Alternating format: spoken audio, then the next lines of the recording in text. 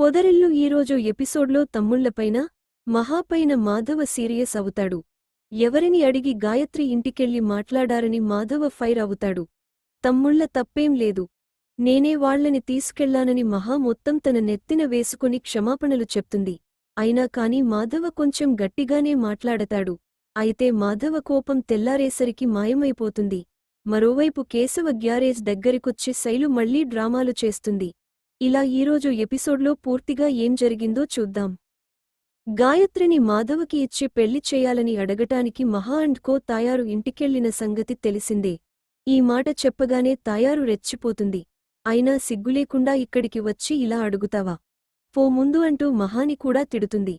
ఈ మాట వినగానే కేశవ ఆవేశంతో ఊగిపోతాడు. పక్కనే ఉన్న కర్ర తీసుకుని తాయారు బుర్ర బద్దలు కొట్టబోతాడు. మా నాన్న ఏం చేసి జైలుకి వెళ్లాడో నాకు తెలియదు కాని నేను మాత్రం నీ తల పగలగొట్టే వెళ్తాను. ఇంకొక్కసారి ఎప్పుడైనా మా వదిన గురించి తప్పుగా మాట్లాడావంటే అంటూ కేశవ వార్నింగ్ ఇస్తాడు. సర్లేరా, ఆ అమ్మాయి గురించి ఎవరూ ఏమనరులే కాని పెళ్లి కుదిరిన అమ్మాయి ఇంటికొచ్చి ఇలా గొడవ చేయడం కరెక్ట్ కాదు. మీరంతా ఇంటికెళ్ళండని రమణయ్య అంటాడు. చూడు గాయత్రి, నేను నాకు నచ్చని పెళ్లి తప్పించుకోవడానికి పెద్ద యుద్ధమే చేశాను.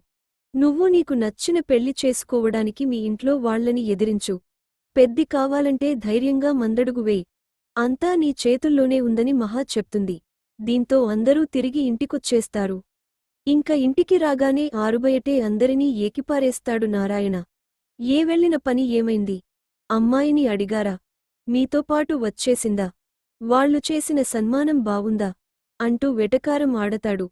ఇన్నాళ్ళూ నా పెద్ద కొడుకు మనసు తెలుసుకోకుండానే వాడి బాబుని ఇక్కడ ఉన్నానా? తెలిసినా ఏం చేయలేం కాబట్టే ఇలా ఉన్నాను. వాళ్ల ఆస్తులన్నీ వాళ్లు అమ్ముకుదొబ్బి నా ఆస్తిలో మళ్లీ వాటా కావాలంటూ అడిగిన వెధవలు వాళ్లు. అలాంటి వాళ్లు ఎక్కడ నా పిల్లలకి నిలువ నీడలేకుండా చేస్తారేమోనని రోజూ ఇంటి ముందు ఇలా కాపలా కాస్తూ ఉన్నాను. అయినా వాళ్ల సంగతి ఈ అమ్మాయికి తెలియకపోవచ్చు. మీరు తెలియదా అని కొడుకుల్ని తిడతాడు. నారాయణ మాటలకి కోపం వస్తుంది. అసలు నువ్వే సరిగా ఉండటే అంటూ ముందుకు రాగానే మహా ఆగ్రహం అంటూ చేయి చూపిస్తుంది. ఆయన్ని ఏమన్నా అంటే మాత్రం బాగోదు. ఆయనలో ఏదో తెలియని ఒక సంస్కారం, గౌరవం రెండూ ఉన్నాయి. కాని వాటిని గుర్తించడం మీకు తెలియడం లేదు అంటే? నేను ఈ ఇంటి అమ్మాయిని కాదని తెలిసినా, కొడలిగా రాలేదు, ఒక గెస్ట్గా వచ్చానని చెప్పినా కూడా ఆయన నాకు తోడుగా వచ్చారు. నా కోసం ప్రాణాలు కూడా లెక్క చేయలేదు. అలాంటి మంచి మనసుని అర్థం చేసుకోవడానికి ట్రై చేయండి. అంతేకాని ఆయన అనుభవాన్ని, వయసుని తక్కువ చేసేలా మాట్లాడకండి అంటూ అందరికీ వార్నింగ్ ఇస్తుంది మహా. మరోవైపు గాయత్రి ఇంటికి మీ తమ్ముళ్ళు, చక్రి భార్య వెళ్లారని మాధవకి ఎవరో చెప్పడంతో పరిగెత్తుకుంటూ ఇంటికొస్తాడు. రే, ఏం చేశార్రా మీరు? ఎందుకు అత్తయ్య వాళ్ల ఇంటికి వెళ్లారని అడుగుతాడు. మీకు గాయత్రి అంటే ఇష్టం కదా? మీకు ఇచ్చి పెళ్లి చేయమని అడగటానికి వెళ్లామని మహా అంటుంది. అయినా ఆ విషయానికి గురించి ఎందుకు మాట్లాడటానికి వెళ్లారని మాధవ అడిగితే నిన్న తెల్లవారుజామున మీరు గాయత్రి మీ బాధలు చెప్పుకుని ఏడ్చారు కదా అని మహా అంటుంది. అయినా కాని మీరు ఇంటికి వెళ్లి అలా అడగటం, వాళ్లచేత మాటలు అనిపించుకోవడం నాకు నచ్చలేదని మాధవ చెప్తాడు. ఈ విషయంపైన కన్నా, చక్రి సహా తమ్ముళ్లని మాధవ తిడతాడు. ఇది చూసి మహాకి బాధగా అనిపిస్తుంది. ఇందులో వాళ్ల తప్పేం లేదు పెద్ది. చేసిందంతా నేనే. బయటినుంచి వచ్చినదాన్ని బయటికి వెళ్ళిపోయేదాన్ని. నా హద్దుల్లో నేను ఉండకుండా జోక్యం చేసుకున్నందుకు అందరికీ క్షమాపణలు చెప్తున్నాను అని చెప్పి గదిలోకి వెళ్ళిపోతుంది. ఇది చూసి నారాయణ కూడా కొంచెం బాధపడతాడు. అడ్డగాడిదల్లా ముగ్గురుండి ఆ అమ్మాయి చేత క్షమాపణలు చెప్పించారేంట్రా, సిల్లీ ఫెలోస్ అంటూ తిట్టేసి బయటికెళ్ళిపోతాడు. కాసేపటికి మాధవ ఒంటరిగా ఉండగా మహా వెళ్తుంది. కోపం తగ్గిందా పెద్ది అని అడిగితే కోపపడటానికి నేనెవర్ని అమ్మా అని అంటాడు. మీరు ఎవరని నన్ను ఇంత బాగా చూసుకుంటున్నారు? మీరు ఎవరని నేను మిమ్మల్ని పెద్ది అని పిలుస్తున్నాను? మీ బాధ చూడలేకే మేము అక్కడికెళ్ళాం. గాయత్రిని ఇచ్చి పెళ్లి చేస్తారేమోనని అడగటానికే వెళ్ళాం.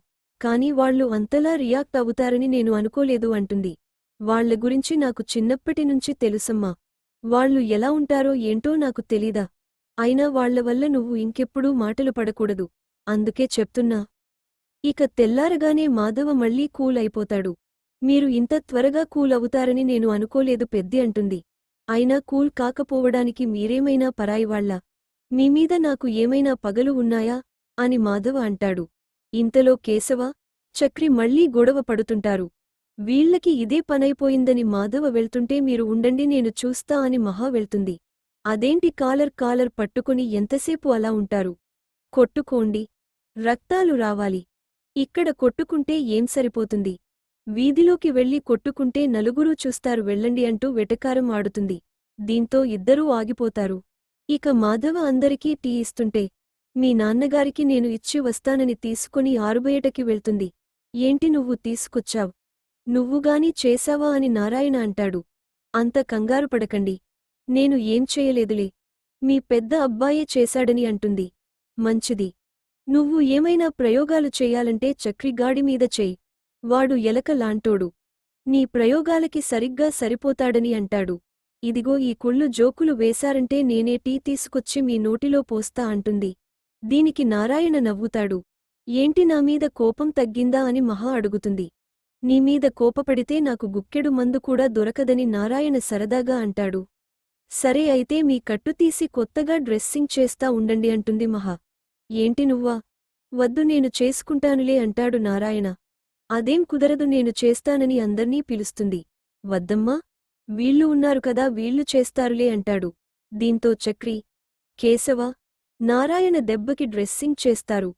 నువ్వు అటు తిరుగమ్మా నా పొట్ట చూసి నువ్వు నవ్వుతావ్. నాకు సిగ్గుగా ఉంటుంది అంటాడు నారాయణ. దీంతో మహా అటు తిరిగి నిల్చుంటుంది. కొడుకులు నలుగురూ నారాయణకి డ్రెస్సింగ్ చేసి ఆట పట్టిస్తారు. ఇక కేశవ గ్యారేజ్లో పని చేసుకుంటుంటే బుస్సు అక్కడికి వస్తుంది. ఏంటి బుస్సు ఇలా వచ్చావని అడిగితే మీకు ఒక రిక్వెస్ట్ చేసుకుందామని అంటుంది. ఏంటని అడిగితే నా ఫాలోవర్లు నాకోసం ఎదురుచూస్తుంటారు. మీరు నాకు ఒక్కసారి ఫోన్ ఇస్తే ఒక్క రీల్ చేసి అప్లోడ్ చేస్తా. అప్పుడు నా ఫాలోవర్లు, నేను అందరం హ్యాపీ అవుతామంటుంది. మొదట కేశవ కుదరది చెప్పినా చివరికి ఒప్పుకుంటాడు. కాని శైలు చేతికి తన చేతికి కలిసి గొలుసు వేస్తాడు. ఇక కేశవ చేయి పట్టుకునే రీల్స్ చేస్తుంది శైలు. కేశవకి మాత్రం ఏదేదో అవుతూ ఉంటుంది. ఇక్కడితో నేటి ఎపిసోడ్ ముగిసింది.